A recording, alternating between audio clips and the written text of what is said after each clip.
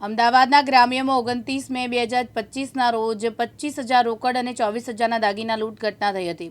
Police ઘટના સ્થળે પહોંચી ઘટના સ્થળે મોબાઈલ, કવર, કપડાં, દંડા સહિતની વસ્તુ મળી આવી, જેને લઈને આ ગેંગને પકડવા માટે પોલીસ તપાસ શરૂ કરી છે અને પોલીસ દ્વારા ચટકું ગોઠવવામાં આવ્યું.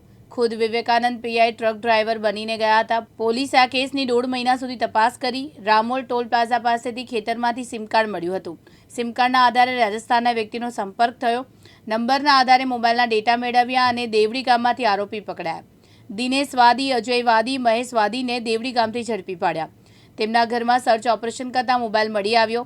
ત્રણેયની પૂછપરછ કરતાં મુખ્ય આરોપી દેવાનટને પણ ઝડપી લેવાયો છે, જેમાં દેવોનટ છોકરી બનીને ટ્રક ડ્રાઈવરને ઇશારા કરતા હતા. ત્યારબાદ અન્ય 3 આરોપી ટ્રક ડ્રાઈવરને લૂંટી લેતા હતા. આ ટોળકી અત્યાર સુધીમાં 14 લૂંટ કરી છે, જેમાં બદનામીના ડરથી 12 ભોગ બનનાર લોકોએ ફરિયાદ નોંધાવી નથી. 29 મે 2025નો એક બનાવ બન્યો હતો, જેમાં એક ડાયલ 100ની એક વર્દી આવી હતી કે એક બોરસદના એક રહેવાસી છે, એને કોઈ 3-4 લોકો એને મારીને એનાથી લૂંટ કરી લીધી. તો આ હાઈવે લૂંટની કેટેગરીમાં હતી અને ડીવાયએસપી વેજીટેબલ ઓફેન્સીસ છે. એને અમારી એલસીબી ડીવાયએસપીની ટીમ અને લોકલ ટીમ એ બધા એને આધારે ત્યાં જગ્યા ઉપર પહોંચ્યા હતા. ઓર જગ્યા જોઈને એમને ત્યાં ઘણી બધી વસ્તુ અહીંયા શંકાસ્પદ લાગી હતી. ઓર પછી આ જગ્યાને લગભગ 15-20 દિવસ સુધી જો મેં કોર્ડન ઓફ કરીને રાખી હતી જો. ઓર ઘણી વખત જે અમારા પીઆઈ વિવેકાનંદ નગરના પીઆઈ જે બારિયા જે છે એ ત્યાં પોતે જે ટ્રક ડ્રાઈવર બનીને ત્યાં એ જગ્યા ઉપર જતા હતા. એ લગભગ 7થી 8 વખત ત્યાં ગયા હતા. એને એક વખત એવું લાગ્યું હતું કે જો કોઈ એનાથી એને કોઈ લ્યોર કરતો હોય, જો એને લાલચ આપીને જો ત્યાં નીચે ઉતારવાની કોઈ ટ્રાય કરી હતી. પછી એને આધારે એને ખબર પડી કે જો કોઈ એવું કંઈ ગેંગ છે જે નકલી લડકી બનીને, મતલબ એક મેલ જો એ લડકી બનીને જો એ ટ્રક ડ્રાઈવરને લ્યોર કરતો હોય એવી કોઈ ગેંગ છે જો. પછી અમે કન્ટિન્યુઅસલી 1.5 મહિના સુધી જો આ જગ્યા ઉપર તમામ જુદી જુદી ટીમો મોકલીને જો જે પણ અમે પુરાવા મળી શકે એ બધા અમે ટ્રાય કર્યા હતા. પછી અમે ત્યાંથી એક જો આ ખેતરમાંથી એક સિમ કાર્ડ મળ્યો હતો.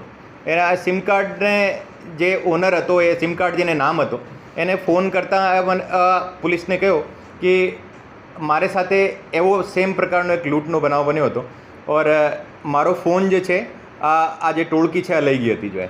પછી આ ફોનને ટ્રેસ કરતાં અમે ખબર પડી કે જો આ ફોનને યુઝ કરનાર જો જેટલા જે સિમ કાર્ડ હતા એ સિમ કાર્ડના ઉપર ટેકનિકલ એનાલિસિસ કરીને જો અમે લગભગ 150 અરાઉન્ડ જો ટોટલ જે એને કોલ રેકોર્ડ કઢાવીને ફાઇનલી જો અમે એક આઈડેન્ટિફાઈ કર્યો હતો કે જો આ દેવળી ગામમાં જે કોઈ જગ્યાએ શંકાસ્પદ માણસ છે મતલબ.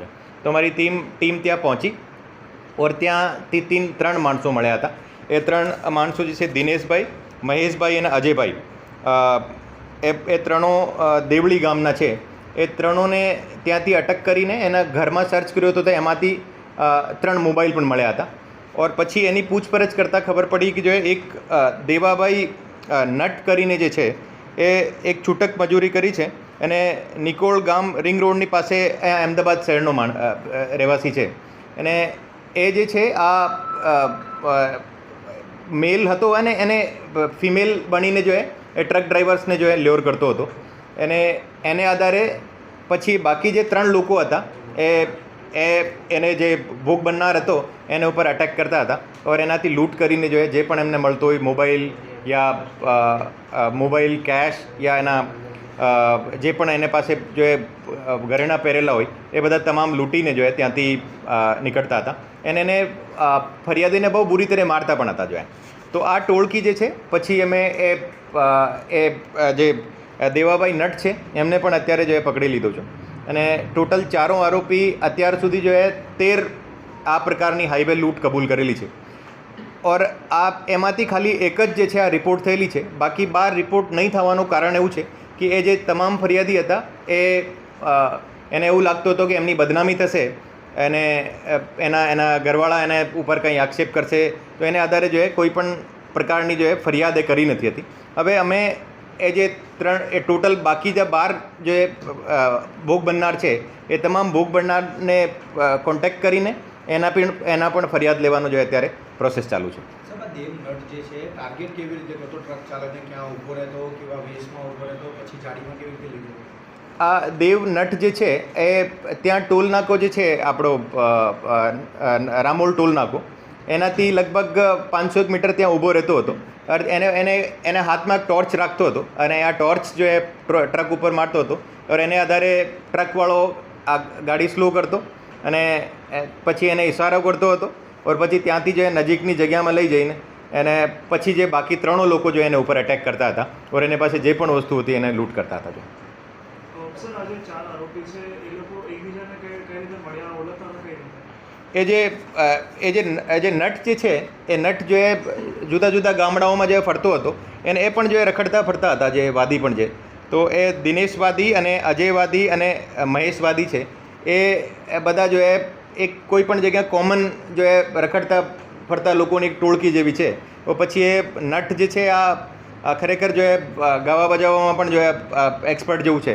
તો એને ફિમેલનો વેશ ધારણ કરીને જો આ એમાં એક્સપર્ટીઝ હતી જો ઓર એને આધારે બધા જો એ પ્લાનિંગ કરી હતી કે જો આપણે આ રીતે કરીએ જોઈએ. એ તમામના ગુનાહિત ઇતિહાસ જો અત્યારે સુધી જો અમારે સામે આવ્યા નથી, પણ જ્યારે આપણે ગુનો દાખલ કરીએ બાકી બધા ભોગ બનનારને બોલાવીએ તો આ જે જૂની બિકોઝ અત્યાર સુધી કંઈ રિપોર્ટ થઈ નથી તો એમ કહેવાય છે કાગળ ઉપર નથી, પણ ખરેખર જો એનો ગુનાહિત ઇતિહાસ કાફી લાંબો છે. ચિરાગ પાટડિયા, દિવ્યાંગ ન્યૂઝ, અમદાવાદ.